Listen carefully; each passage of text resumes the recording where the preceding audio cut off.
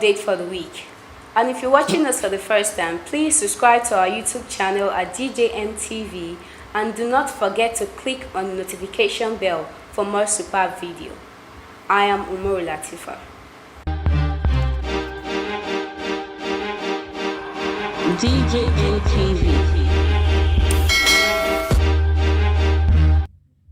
My people don't come again. Now well done. We don't come with our bonge news for this evening.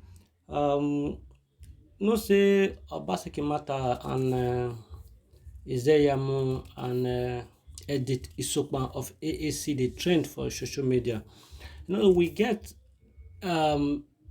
APC flag bearer will be Pastor iyamu and the PDP flag bearer will be Godwin Obaseki. And we'll come see get another ogbonge lady when it's sabis waiting she they do when be woman when her name be Edith Isokman when they come out for Africa Action Congress. And we come they get many information say people say we'll give Edith Isokman chance say na woman say no woman don't rule Edo State before, na so we hear them say me will give woman chance. Not be only men with the rule Edo State. And many people can also talk say the woman not get experience. From the video we say we watch the interview when we interview the woman, she say she get experience. Say can also talk say not be by experience, now to get the will of the people na im matter. And to make sure say things when be say the people want for the state, when be say men never fit do, she will fit do one.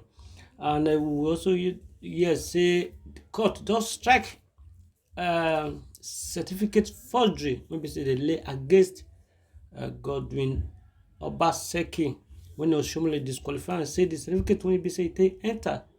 Not correct. Say no fit contest for the primary. Now come make Godwin Obaseki vex. Come say no, I no go for appeal and I no go lead down for any godfather. When they be say the God the user the draw ground, now you can move to PDP. As PDP see they say wow, this one a big fish. Oh, we need to collect them sharp. They can't give them a waiver, and the interview will conduct during the primary election when they say they do on Friday last week.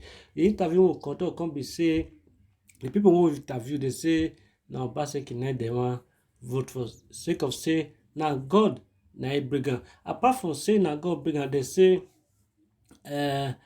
Obaseki don't really do many things. When we say it please them and it make their heart the jollification. And the other news one they hear this afternoon be say today now Godwin Obaseki birthday, and as it be birthday so many governors call the caller, many people call they say daddy the best governor we can see governor happy birthday.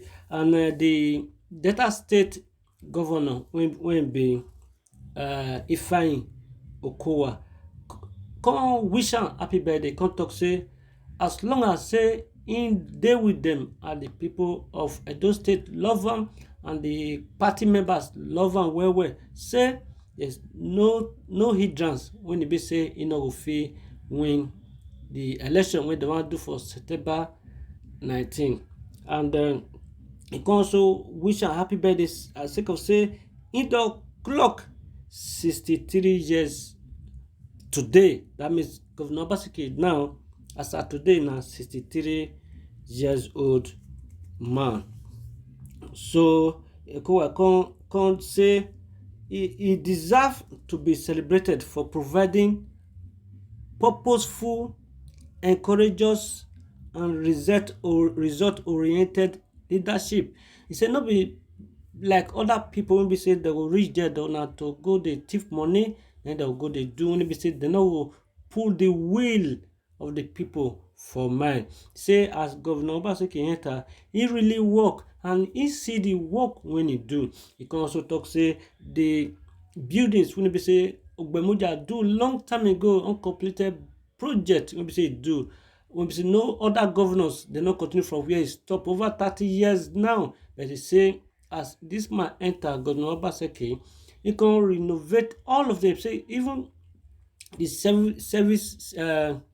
uh, service civil commission when be say dey uh, airport road, say everything indoor painter, and the ones wey dey Sapele road say don paint am. E don even put escalator, don put a lot of things, and everything dey work bang bang bang.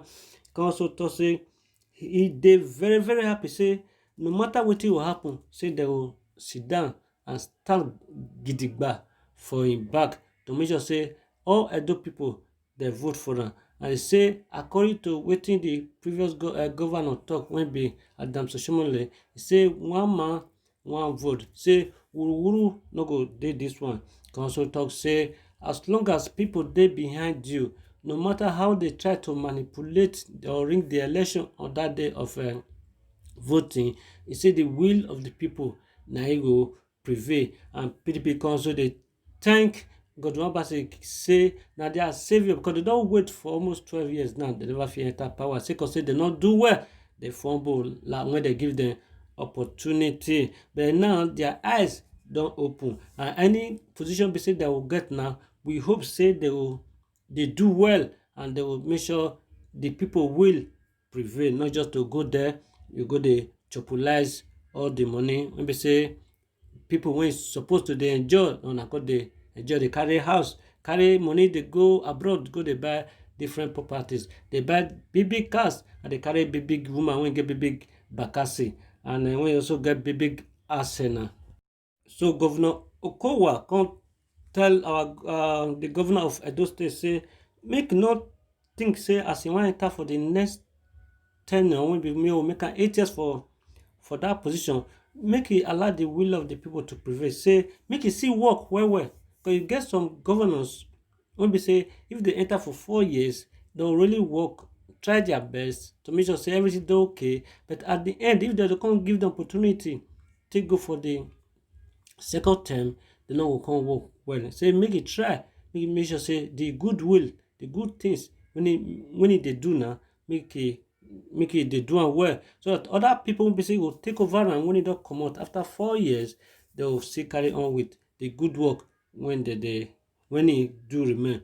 And he can also talk say if the will of the people as they love am gidigba, so if this thing continue, no obstacle will make am lose for the election. That means say Edo people come say they stand with Obaseki, say if as long as any party wey be say Obaseki will go, even na ADC, NBB, ABU, say they will follow and go, sake of say na the spirit of Ogbemudia and other good leaders wey be say don rule Edo na im dey Obaseki body. And other people for abroad when they call diaspora, they just they send video, they message, they sing, they dance, they say that 4 years when we say he remain for Obaseki tenure, say he must rule am, say person when he do well must deserve another 4 years. He say not be the people there abroad, say it not be like people when be say they will fail,